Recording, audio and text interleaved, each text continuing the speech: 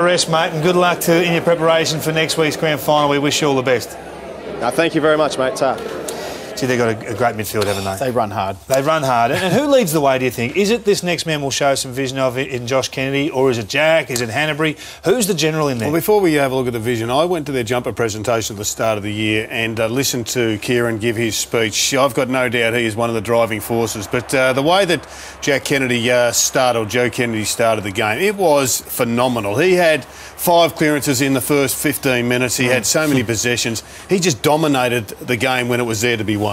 He's a brilliant inside player, and you talk about the balance of midfielders. You need that inside player that can win that ball and be so tight and tough, maintain possession. Their retention of the football by hand was fantastic tonight. 88% they went by hand. So when you're in congestion like that and you can work your way out of congestion and still maintain the football, then you get on the outside and then it's Jack and then you've got Hanbury, Jeddah's running into space. It's very damaging. Hard not to learn when you hang around Kennedy. But this next guy, Luke Parker, has taken his game to a whole new level. And I think the rise of this guy in such a short period of time is testament to the development program and the culture of the Sydney Swans, Gerard. Yeah, it's testament to his raw courage as well. He came in with a mission to prove himself an AFL footballer, and he's done it so early in the piece. He was a stiff, not to get into the All-Australian side, but I still think he's had so many good games. He's a genuine chance to win the Brownlow medal Monday, but what he's really chasing, Vossi, is a medal next Saturday afternoon, and if he plays well, the Swans are a genuine chance to do that. Look at that. He's had 17 forward half disposals, 11 score involvements. He not only gets high volumes, Vossi, he gets them in dangerous areas. He does, and you don't have to influence me that much about midfielders that can get back down the ground. They start in defence and they can turn up in the forward half. They don't have to rely on getting 2-3 possessions in one chain. They go from one contest to another contest and it can be 40 metres apart, and they just run the distance, and all their players are demanded to do that. Their forwards do that.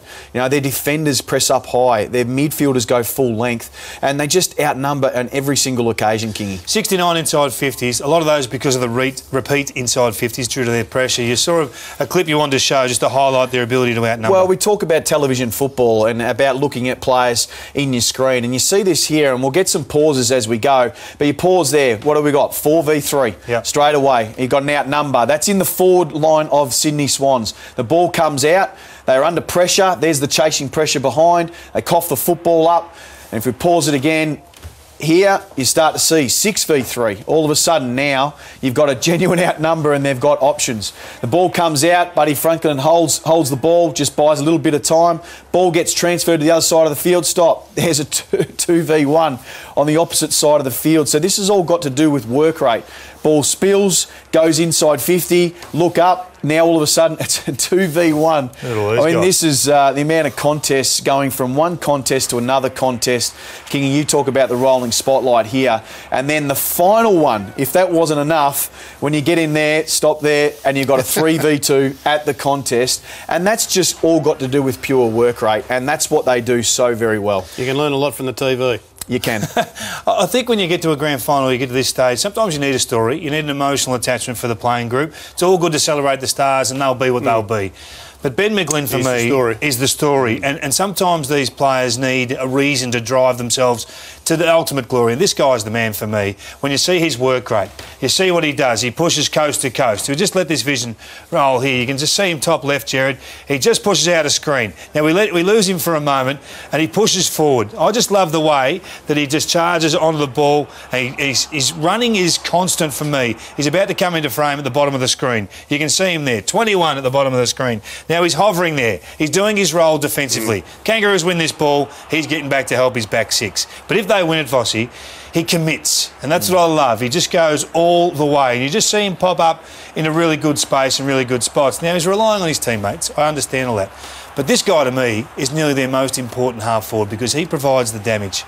He just runs the lines and he lets everyone do the work inside. And we talked about that handball retention, and there he is. He pops up in screen, and that's pure work rate. And we often talk about talent. Yes, you've got to know your structures. Yes, you've got to know your running patterns. That's all in the teaching. But you still got to have the mindset. You still got to have the attitude that I've got to go to A to B and I've got to do it quickly. And there's a certain work rate that's required. There's a certain demand of me as a player, and he does it, and he leads the way. Want to bounce some players off you, Gerard, and put some more gauges up there and get your thoughts for next week now that we can really set ourselves. Adam Goodes, he's really found his way, I think. He was lost there for about a month or so through the latter part of the year. Kicked, obviously, the 3 goals tonight. He's done that 6 times this year, so it's no fluke for him to spike up and perform.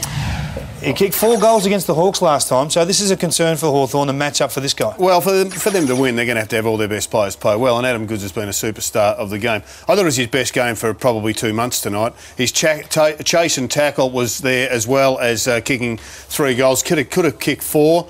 He plays an interesting role. He's very much an outside player now, but he still can go back with the flight of the ball, as we saw last week, and kick important goals. A really confident game for him. What about the erratic line breaker, Gary Rowan? 23 disposals, 10 contested. Well, Kieran Jack mentioned it, that they're actually tolerating some of the mistakes he makes, but it's the dash that he has. He takes on that front line. When he took on Wells, he absolutely burnt him. And I think that they've just got to keep persisting with that. I'm really glad that he's made his way back in. It's been a big comeback for him to come back from his broken leg. Well, with no Johnson there, they needed another body to go down there. He's taken Laidler's spot. Yep. Laidler will be hoping that there's a surprise move at the end, but it's been a big game for him. 11 score involvements as a half-back flanker is a fantastic effort. Tippett's the one for me. Now, his role's changing, Gerard. You flagged this earlier in the year that he could go into the ruck late in the piece. He's very excited by that too. Oh, yes, he didn't stop talking about it. 8 hit-outs, 16 hit-outs, 8 hit-outs the last 3 weeks coming into this, 12 tonight. He's the one that could change their mix in the middle. Well, Kurt Tippett, I think, owes the Swans. He's there on a big ticket. He's been okay, but he was really good tonight. But he's been recruited to win a flag for the Sydney Swans, along with Buddy Franklin. Next week's the day. McGlynn, 19 disposals and a goal. We've spoken enough about this guy, but he is a story. Missing 2012, and obviously he missed 2008 when he was at the Hawks. He's probably on the fringe at that stage, but he's the one. And he just seems to be well liked amongst the group. And sometimes some players are just the spirit. They've just got that energy bubble about them, and they just lift others around them. And he's it. What about the losers for the Kangaroos? Drew Petrie, we'd love to have a look at. I thought he had his opportunities early to really stand himself on this game, and they needed him. They needed his leadership to stand strong, and he'd be disappointed, I think. Well, no doubt. All their senior players were relatively poor tonight. They cumulatively didn't get the job done.